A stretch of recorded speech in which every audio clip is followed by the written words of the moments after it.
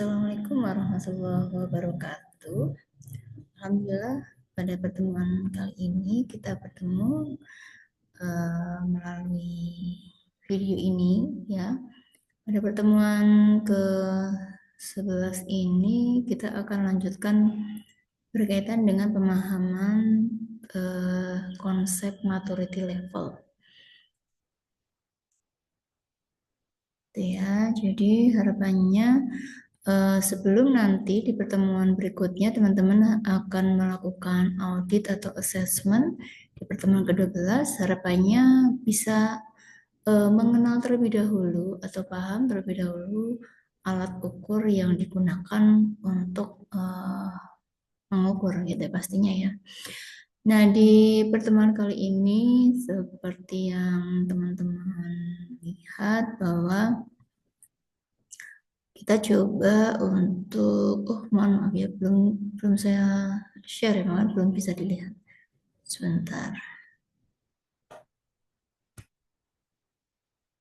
Share dulu. Oke.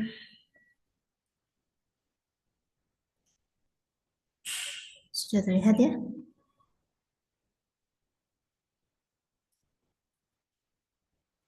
Nah, pada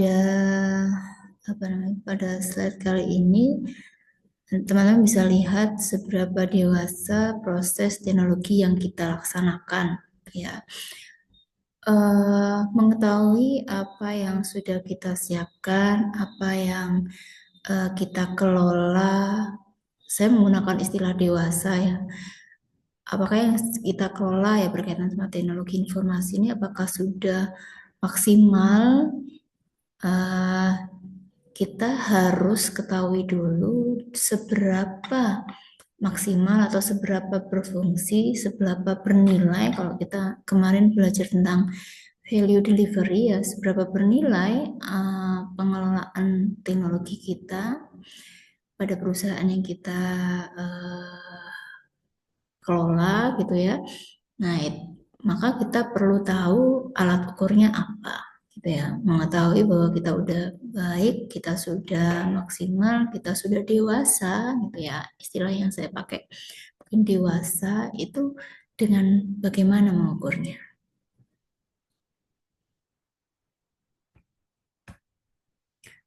Hari ini kita coba membahas putar maturity level dengan pendekatan COVID, PAM ya, kemudian mencoba membedah skala COVID PAM 05 gitu ya. Jadi pendekatan yang akan kita gunakan atau alat ukur yang kita gunakan menggunakan COVID 05 atau COVID PAM 05.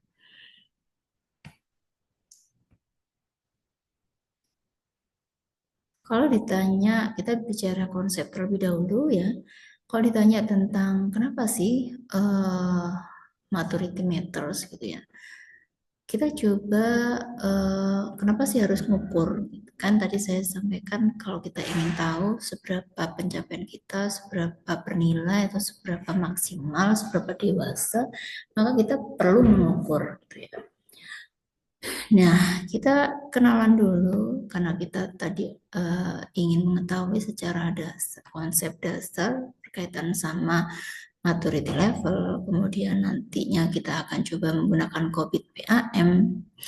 Maka kita kenalan dulu dengan mereka gitu ya.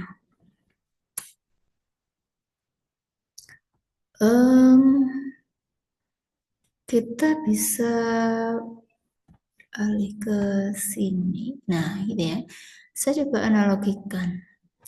Misalkan atau bayangkan teman-teman ini mengunjungi dua bengkel, gitu ya.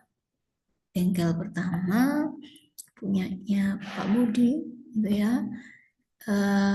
Montirnya sudah jago, Pak Budinya jago nih, gitu ya.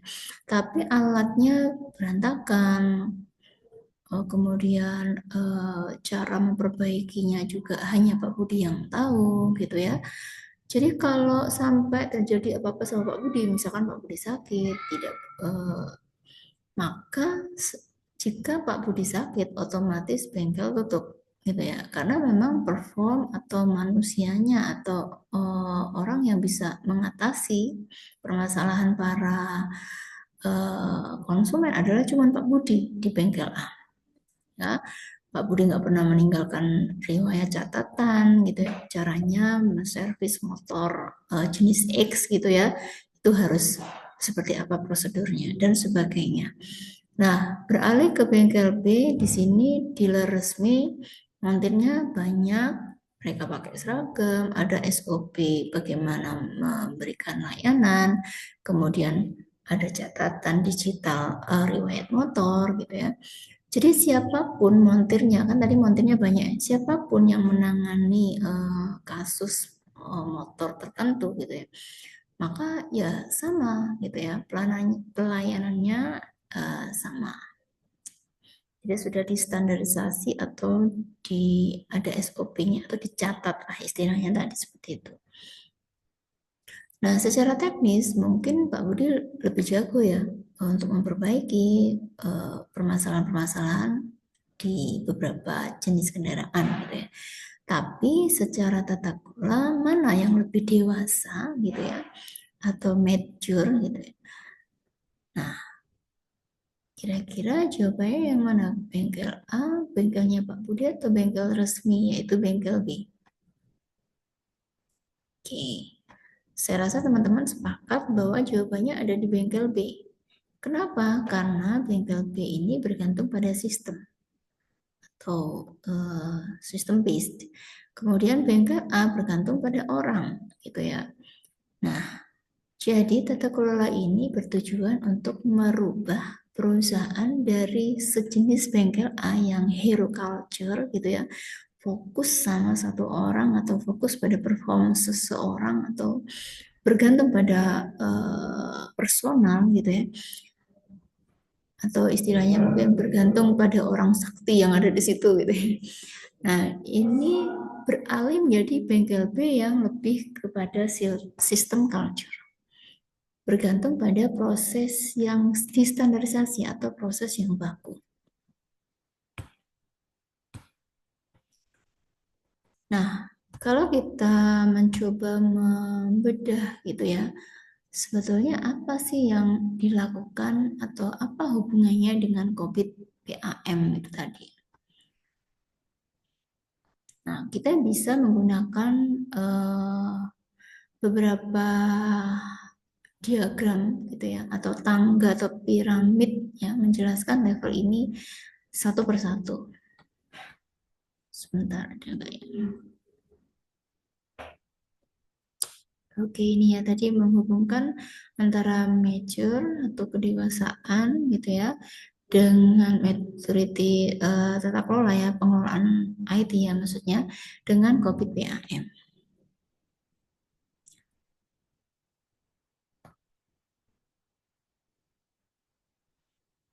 Oke, tadi tentang transformasi ada budaya kerja dan peran COVID PAM dalam menentukan tingkat maturity tadi. Sekarang kita coba kenali skala COVID itu apa sih? Kenapa dia digunakan sebagai alat ukur untuk menguji atau mengukur maturity? Level pertama adalah incomplete atau nggak lengkap. Cirinya adalah proses tidak dijalankan atau gagal mencapai tujuannya. Pasti ya, kalau tidak dikerjakan ya pastinya tidak bisa dikatakan komplit gitu ya.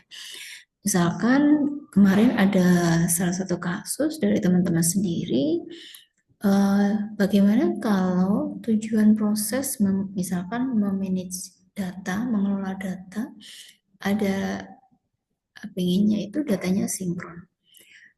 Dan faktanya data ini berantakan, ada di mana-mana. Kemudian sulit untuk diambil misalkan. Maka ini bisa dikatakan masih ada di level kosong atau level 0.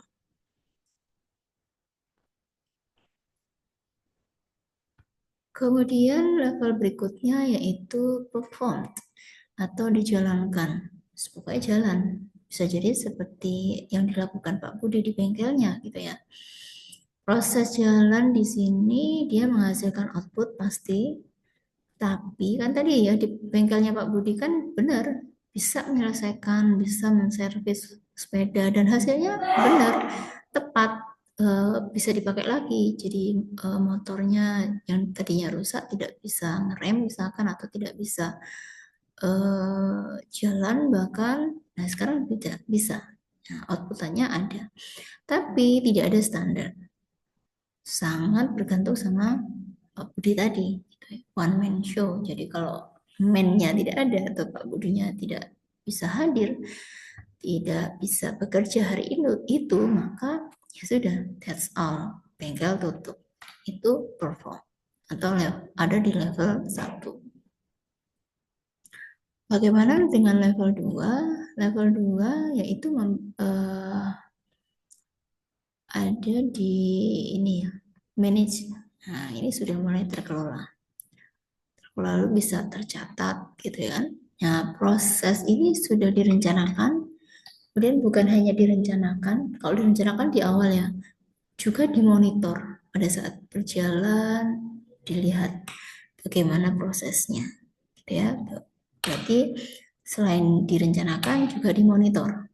Bukan rencana sudah bagus tapi terus setelah jalan dibiarkan, tapi dimonitor.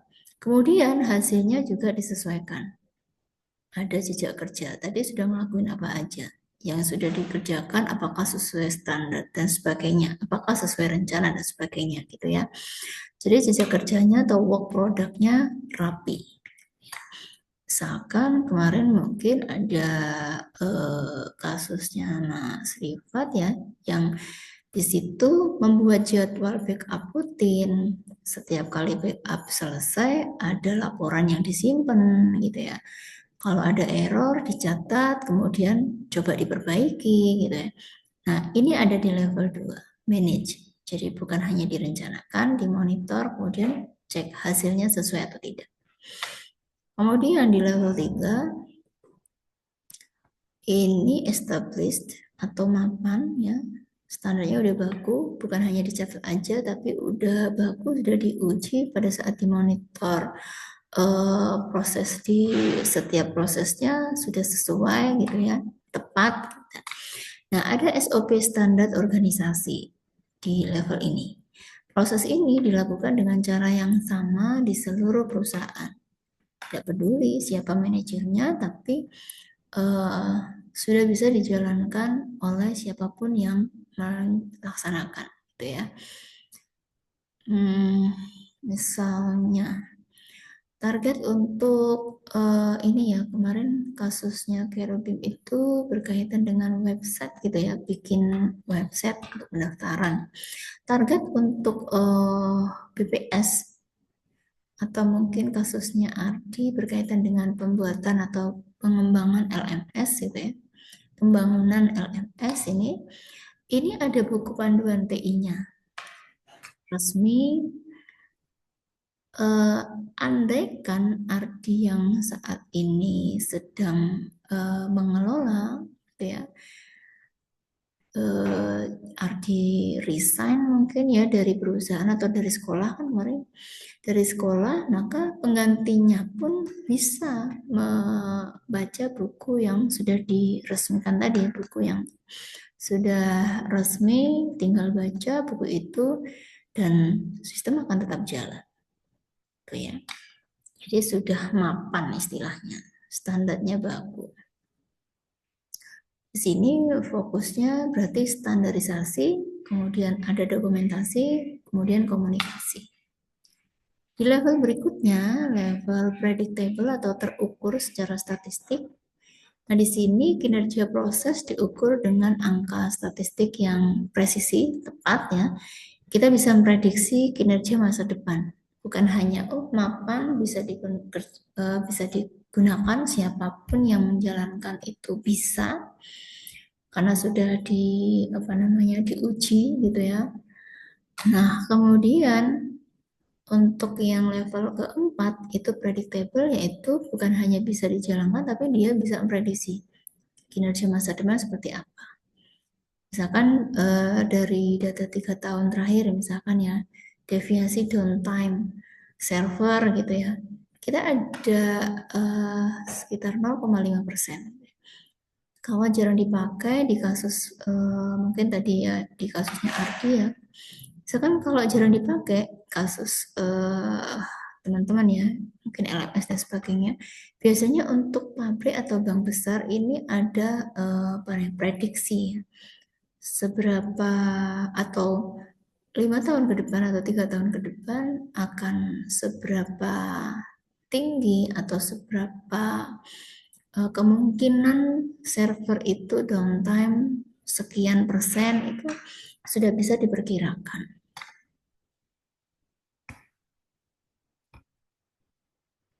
Nah, berikutnya adalah optimizing, yaitu terus berinovasi nggak hanya diprediksi, tapi bagaimana kedepannya lebih baik.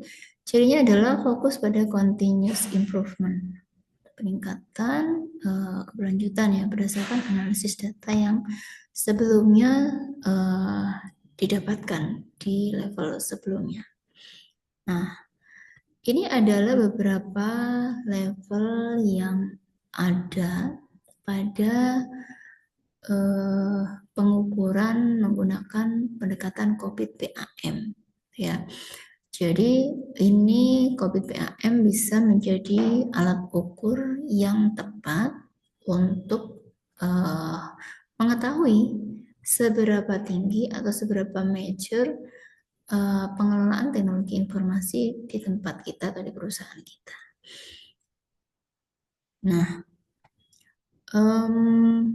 kemarin saya sempat kami gitu ya sempat melakukan perjalanan untuk pendekatan dengan industri gitu ya. Di sana atau di industri ini namanya CV Wijaya Indonesia, Plywood Indonesia. Di sana perusahaan yang sudah di atas UKM, sudah di atas UMKM ya. Ya apa pendapatan atau ya pendapatannya di atas ratusan juta gitu ya. Nah, di situ ada permasalahan perusahaan sudah welcome dengan teknologi, mencoba memanfaatkan teknologi informasi. Salah satunya yaitu menggunakan sistem inventory gitu ya untuk mencatat barang keluar masuknya gitu kan.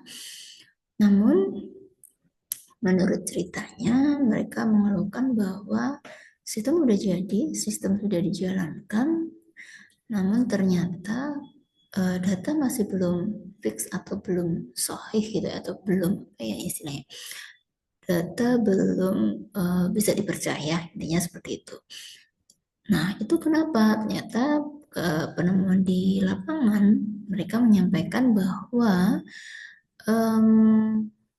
kita nggak berhenti hanya menggunakan atau mengembangkan atau membangun sebuah sistem teknologi informasi gitu ya, atau aplikasi atau mungkin apapun itu yang masuk kategori teknologi informasi, namun kita juga harus memperhatikan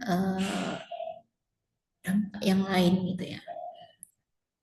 Nah, pada kasus tersebut, pada temuan kami di PT tersebut, diketahui bahwa sistem itu akhirnya tidak valid datanya, bukan karena sistemnya yang nggak canggih atau sistemnya yang belum siap.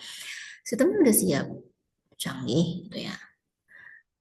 Penghitungan datanya juga sudah tepat pada saat uji coba. Namun ternyata di lapangan ditemui bahwa bagian yang harus mengupdate data ada 3 temuan. Yang pertama, mereka agak kurang mampu menggunakan sistem. Yang kedua, ada kemungkinan mereka malas. Ada pekerjaan lain yang mereka anggap lebih penting gitu ya. Jadi untuk melaporkan nanti aja. Sehingga pada saat melaporkan mereka lupa dan sebagainya. Dan kecenderungan yang ketiga adalah fraud gitu ya. Nah, ini di sini adanya kecurangan. Jadi ada indikasi adanya kecurangan gitu ya. Dicatat kurang dari yang sebenarnya saja gitu ya. Selebihnya nggak tahu lari kemana. Nah, tapi ini terjadi se apa real ya di lapangan atau di industri terjadi sebenarnya gitu ya, bahwa kita nggak cukup hanya industri membutuhkan sistem, industri membutuhkan teknologi secara keamanan sudah terpenuhi, keamanan dari sisi ini ya mungkin apa namanya bencana misalkan itu sudah terpenuhi, tapi bagaimana dengan SDM-nya? Apakah mereka sudah siap menggunakan sistem? Apakah apa namanya sistem itu sudah tercatat, sudah terkelola, sudah termonitor dan sebagainya? Nah, itu yang lewat. Nah, hal seperti ini bisa saja terjadi bahkan mungkin pada pengalaman-pengalaman yang lain di luar sana, gitu ya. Untuk itu kita nggak hanya lagi-lagi kita nggak hanya bikin teknologi informasi itu dijalankan di organisasi kita, namun kalau kita hubungkan dengan materi sebelumnya adalah berkaitan dengan value delivery. Apakah dengan menanamkan sistem atau menggunakan teknologi itu bisa menambahkan nilai gitu ya, value untuk perusahaan, memberikan keuntungan, memberikan tambahan. Mungkin bukan hanya keuntungan secara langsung ya, bisa jadi yang dimaksud value adalah memberikan mungkin efisiensi, tidak perlu menggunakan atau membayar tenaga kerja lebih lama karena sudah tergantikan dengan sistem dan sebagainya. Itu apapun itu adalah value delivery. Oke, untuk lebih memastikan bahwa teman-teman sudah bisa membedakan masing-masing level atau bisa apa ya, menerapkan beberapa level yang ada di skala COVID PAM, maka teman-teman bisa menjawab beberapa pertanyaan yang sudah saya siapkan di Classroom. Oke, untuk sementara saya akhiri dulu sesi pertama ini. Akhiri, silakan dikerjakan terlebih dahulu. Assalamualaikum warahmatullahi wabarakatuh.